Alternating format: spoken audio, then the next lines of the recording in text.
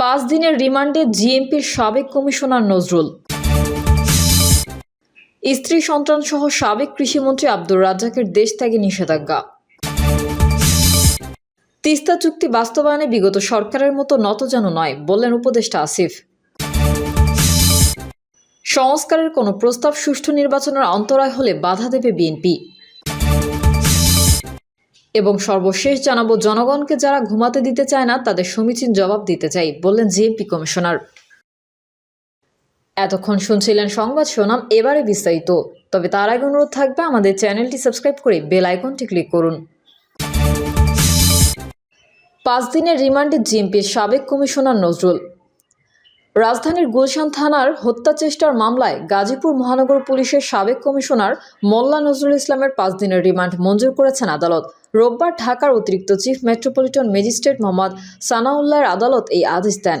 এদিন বিকালে তাকে আদালতে হাজির করায় মামলার তদন্ত কর্মকর্তা গুলশান থানার উপপরিদর্শক মোহাম্মদ মাহফুজুল হক 7 দিনের রিমান্ড চেয়ে আবেদন করেন।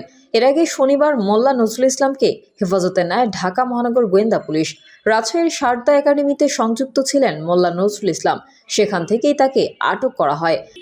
আটকে সহায়তা করে রাজশাহী জেলা পুলিশ একাডেমি। পরে তাকে আটক করে ঢাকার গোয়েন্দা কার্যালয়ে পাঠানো হয়। মোল্লা নজরুল গাজীপুর মহানগর পুলিশ কমিশনার, আর্ম পুলিশ ব্যাটালিয়নের ডিআইজি, ঢাকা মহানগর গোয়েন্দা পুলিশ সহ পুলিশের বিভিন্ন গুরুত্বপূর্ণ ইউনিটে দায়িত্ব পালন করেন। 2013 সালের এপ্রিলে মোল্লা নজরুল ইসলাম ঢাকা ডিবির ডিসি থাকা অবস্থায় এক ব্যবসায়ীকে গ্রেফতার করে 1 কোটি টাকা ঘুষ নেওয়ার অভিযোগ ওঠে। এই ঘটনার পর তার বিরুদ্ধে স্বরাষ্ট্র মন্ত্রণালয়ে লিখিত অভিযোগের পরিপ্রেক্ষিতে নজরুলকে তার ওই পদ থেকে সরিয়ে বিশেষ ভারপ্রাপ্ত কর্মকর্তা করা হয়। তবে একই বছর 12 নভেম্বর ঘুষ গ্রহণের সম্পৃক্ততা না পাওয়ায় নজরুলকে দায়মুক্তি দেয় দুদক।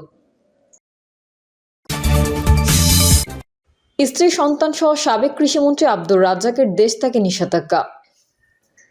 সাবেক কৃষিমন্ত্রী আব্দুর রাজ্জাক এবং তার স্ত্রী সন্তানের দেশ থেকে নিষেধাজ্ঞা দিয়েছেন আদালত। রবিবার দুর্নীতি দমন কমিশনের আবেদনের উপরে শুনানি দিয়ে ঢাকা মহানগর জ্যেষ্ঠ বিশেষ জজ জাকির হোসেন গালিব এই আদেশ দেন। আদালত সাবেক কৃষিমন্ত্রী আব্দুর রাজ্জাকের স্ত্রী শিরিন আক্তার বানু ও ছেলে রেজওয়ান শাহনেওয়াজ সুজিতের দেশ থেকেও নিষেধাজ্ঞা জারি করেছেন। দুদকের সহকারী পরিচালক আমিনুল ইসলাম বলেন, দুদকের পক্ষে সরকারি পরিচালক আব্দুল মালেক এই আবেদন করেন। পরে আদালত আবেদন মঞ্জুর করে এই আদেশ দেন। আব্দুর রাজ্জাক ও তার পরিবারের সদস্যদের বিরুদ্ধে ক্ষমতার অপব্যবহারের মাধ্যমে কোটি কোটি টাকার আয় বহির্ভূত সম্পদ অর্জনের অভিযোগের অনুসন্ধান করছে দুদক। তদন্ত সংস্থাটির ভাষ্য, রাজ্জাকের পরিবারের সদস্যরা দেশ ত্যাগের চেষ্টা করছেন, সেই জন্য অভিযোগের সুষ্ঠু তদন্তের স্বার্থে তাদের বিদেশ গমনে নিষেধাজ্ঞা দেওয়া প্রয়োজন। তিস্তা চুক্তি বাস্তবায়নে বিগত সরকারের মতো নতজানু নয় বললেন উপদেষ্টা আসিফ। অন্তর্বর্তীকালীন সরকারের স্থানীয় সরকার, পল্লী উন্নয়ন ও সমবায় মন্ত্রণালয় এবং যুব ও ক্রীড়া মন্ত্রণালয়ের উপদেষ্টা আসিফ মাহমুদ সজীব ভুঁইয়া বলেছেন, বিগত সরকারের মতো নতজানু হয়ে নয়, তিস্তার চুক্তি বাস্তবায়নে এই অঞ্চলের মানুষের পানির ন্যায্য হিস্যা আদায়ে অন্তর্বর্তীকালীন সরকার ভারতের সঙ্গে মাথা উঁচু করে কথা বলবে। প্রয়োজনে তিস্তার পানির ন্যায্য হিস্যা আদায়ে ভারতকে আন্তর্জাতিকভাবে চাপ প্রয়োগ করা হবে। উত্তরবঙ্গের যেখানেই গিয়েছি সবার একটাই দাবি, রিলিফ চাই না, তিস্তার পানি চাই। তিস্তা মহাপরিকল্পনা চূড়ান্ত অন্তর্বর্তীকালীন সরকারের সময় হবে বলেই জানান তিনি। এছাড়াও উত্তরবঙ্গের অন্যান্য উন্নয়ন কার্যক্রম প্রসঙ্গে স্থানীয় সরকার উপদেষ্টা বলেন, তিস্তার চরে জনসংখ্যা অনুপাতে শিক্ষা প্রতিষ্ঠান নির্মাণের ব্যবস্থা করবে স্থানীয় সরকার মন্ত্রণালয়। উত্তরবঙ্গে কৃষি পণ্য সংরক্ষণের জন্য বিভিন্ন স্থানে কোল্ড স্টোরেজ নির্মাণের কথা উল্লেখ করা হয়। পাশাপাশি কৃষি শিল্পের বিকাশের জন্য চিনিকলগুলো চালু করা হচ্ছে বলে জানান তিনি। পীরগাছা থেকে চিলমারির অর্থনৈতিক সমৃদ্ধি বাড়াতে তিস্তার উপরে 1400 মিটার ব্রিজের সার্ভে করা হয়েছে। এই সরকারের আমলে উদ্বোধন করা হবে বলে আশাবাদ ব্যক্ত করেন স্থানীয় সরকার উপদেষ্টা। ইতোমধ্যে শিক্ষার হার বৃদ্ধিতে উপজেলা ভিত্তিক আধুনিক লাইব্রেরি এবং উন্নয়ন কাজের জন্য বিশেষ বরাদ্দের ঘোষণা করা হয়েছে বলে উল্লেখ করেন তিনি। প্রধান অতিথি হিসেবে বক্তব্যকালে পানি সম্পদ মন্ত্রণালয়ের উপদেষ্টা সৈয়দ রিজওয়ানা হাসান বলেন, তিস্তা আন্তর্জাতিক নদী বিধায় কোনো দেশের একক অধিকার নাই। তিস্তার বাঁধ খুলে দেওয়ার আগে ভারতের উচিত আমাদেরকে অবশ্যই অবগত করা। চীনের সাথে তিস্তা মহাপরিকল্পনা 2025 সালের ডিসেম্বরে চূড়ান্ত হবে বলে জানান তিনি। পানি সম্পদ উপদেষ্টা আরও বলেন, তিস্তার ভাঙন রোধে আগামী সপ্তাহে শুরু হবে 45 কিলোমিটার তীর রক্ষা কাজ। গণশুনানিতে উত্তরবঙ্গের বিভিন্ন এলাকায় জনসাধারণ তিস্তা মহাপরিকল্পনা বাস্তবায়ন, তিস্তার পানির সুষম বণ্টন, তিস্তার সাথে শাখা নদীগুলোর সংযোগকরণ, তিস্তার পানির ন্যায্যতার ভারতের সাথে শক্ত অবস্থান, বন্যা খরায় পূর্ব প্রস্তুতি গ্রহণ, তিস্তার দুই পারে শক্তিশালী বাঁধ নির্মাণ সহ আরও নানান দাবি উত্থাপন করেন।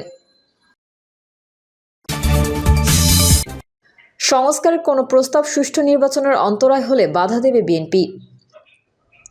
নির্বাচন ব্যবস্থার সংস্কার কমিশনের কোনো প্রস্তাব সুষ্ঠু নির্বাচনের অন্তরায় মনে হলে বিএনপি বাধা দেবে বলে মন্তব্য করেছেন দলটির স্থায়ী কমিটির সদস্য নজরুল ইসলাম খান। তিনি বলেন, বিএনপি যদি মনে করে সংস্কার কমিশনের কোনো প্রস্তাব সুষ্ঠু নির্বাচনের পথে অন্তরায়, তবে নির্বাচন কমিশনের পাশাপাশি আমরাও বাধা দেব। রবিবার রাজধানীর আগারগাঁওয়ে নির্বাচন ভবনে এক ব্রিফিংয়ে সংস্কার কমিশনের 3টি প্রস্তাবের বিপরীতে ইসির স্বাধীনতা খর্ব করবে সিইসির এমন মন্তব্যের প্রসঙ্গে সাংবাদিকদের করা প্রশ্নের জবাবে এসব কথা বলেন তিনি। এদিন ইসির সঙ্গে বৈঠক করে বিএনপির প্রতিনিধি দল।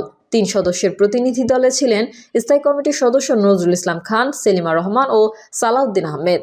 নজরুল ইসলাম খান বলেন, সংস্কার কমিশনের সুপারিশ নিয়ে অংশীদারদের সঙ্গে সরকারের আলোচনা শেষে একটি সিদ্ধান্ত আসবে। সেই অনুযায়ী যদি আইন বিধির পরিবর্তন হয়, নির্বাচন কমিশনকে তা মানতে হবে। তবে এখনও সেগুলো হয়নি। বৈঠক শেষে সাংবাদিকদের নজরুল ইসলাম খান বলেন, নির্বাচনের বিষয়ে আলোচনা হয়েছে, জাতীয় নির্বাচনের প্রস্তুতি কেমন সেটি জানতে চেয়েছে। মনে হচ্ছে নির্বাচন কমিশন সঠিকভাবেই নির্বাচনের প্রস্তুতি নিচ্ছে। ইসির ভোটার তালিকা হালনাগাদ কর্মসূচি নিয়ে আলোচনা হয়েছে জানিয়ে বিএনপির এই নেতা বলেন, আলোচনার পর মনে হয়েছে আগামী মে-জুন মাসের মধ্যেই তারা আপডেটেড ভোটার লিস্ট দিয়ে নির্বাচনের আয়োজনের জন্য প্রস্তুত থাকবে। তবে নির্বাচনের বিষয়ে সিদ্ধান্ত নেওয়ার ক্ষমতা এখন কমিশনারের নাই। রাজনৈতিক মতামতের ভিত্তিতে সরকারের অনুরোধ সাপেক্ষে কমিশন নির্বাচন আয়োজন করবেন। ইসির প্রস্তুতি অনুযায়ী খুব দ্রুতই নির্বাচন আয়োজন সম্ভব বলে মন্তব্য করেন তিনি এবং আরও বলেন, বিএনপি কতদিনের মধ্যে নির্বাচন চায় এমন প্রশ্নের জবাবে তিনি বলেন, যেহেতু নির্বাচনের তারিখ ঘোষণা করার দায়িত্ব সরকারের, আগামীকাল প্রধান উপদেষ্টার সাথে আমাদের একটি আলোচনা রয়েছে, আমরা সেখানে এই প্রসঙ্গ তুলব। জনগণকে যারা ঘুমাতে দিতে চায় না তাদের সমীচীন জবাব দিতে চাই, বললেন জিএমপি কমিশনার। গাজীপুর মেট্রোপলিটন পুলিশের কমিশনার ডক্টর নাজমুল করিম খান বলেছেন, যারা জনগণকে অশান্ত করতে চায়, জনগণকে অস্বস্তিতে রাখতে চায় ও তাদের ঘুমাতে দিতে চায় না, আমরা এর সমীচীন দিতে চাই। জনগণকে অস্বস্তিতে রাখতে চায় ও তাদের ঘুমাতে দিতে চায় না, আমরা তাদের সমীচীন জবাব দিতে চাই। আপনাদের মাধ্যমে আমরা জনগণকে আশ্বস্ত করতে চাই, আমরা জনগণের পাশে আছি এবং শান্তিপ্রিয় জনগণও আমাদের পাশে আছে। কোনোভাবেই ফ্যাসিবাদের রাঙা চোখ এটিকে বরদাস্ত করবে না। তিনি বলেন, জনগণের শান্তির জন্য যা যা করার প্রয়োজন আমরা অপারেশন ডেভিল হান্টের মাধ্যমে সব করব। জনগণকে আশ্বস্ত করতে চাই, পুলিশ আপনাদের পাশে আছে, শান্তিপ্রিয় জনগণও আমাদের পাশে আছে, তারা কোনোভাবেই ফ্যাসিবাদের রাঙা চোখ বরদাস্ত করবে না। পুলিশের কমিশনার বলেন, আমাদের কাছে ইনফরমেশন আছে, গাজীপুরকে কেন্দ্র করে পতিত সরকার ঘোষণা দিয়েছে, যারা আমাদের ঘুমাতে দেয় না, আমরা গাজীপুরবাসীকে ঘুমাতে দিব না, জনগণকে ঘুমাতে দেব না, কিন্তু আমাদের দায়িত্ব জনগণকে শান্তি দেওয়া। তিনি বলেন, আমরা কখনো রাজনৈতিক দলের বিরুদ্ধে যুদ্ধ ঘোষণা করি না, আমরা যুদ্ধ ঘোষণা করি দুর্বৃত্তের বিরুদ্ধে, আমরা যুদ্ধ ঘোষণা করি সন্ত্রাসের বিরুদ্ধে, আমরা কোনো দলের বিরুদ্ধে অভিযান চালাতে চাই না। যারা জনগণকে অশান্ত করতে চায়, দেশের পরিস্থিতিকে অশান্ত করতে চায়, তাদের গ্রেফতার করতে চাই। পুলিশের এই কর্মকর্তা বলেন, এ ঘটনায় যারা সরাসরি জড়িত তাদের মধ্যে থেকে 11 জনকে গ্রেফতার করা হয়েছে। এখন পর্যন্ত 82 জনকে গ্রেফতার করা হয়েছে। আমরা প্রত্যেককে আইনের আওতায় আনব। প্রিয় দর্শক, এই ছিল এখনকার সর্বশেষ সংবাদ। আপডেটের সংবাদ পেতে চ্যানেলটি সাবস্ক্রাইব করে বেল আইকনটি ক্লিক করুন। কমেন্টে আপনার মতামত জানিয়ে আমাদের সাথেই থাকুন। ধন্যবাদ সবাইকে। আল্লাহ হাফেজ।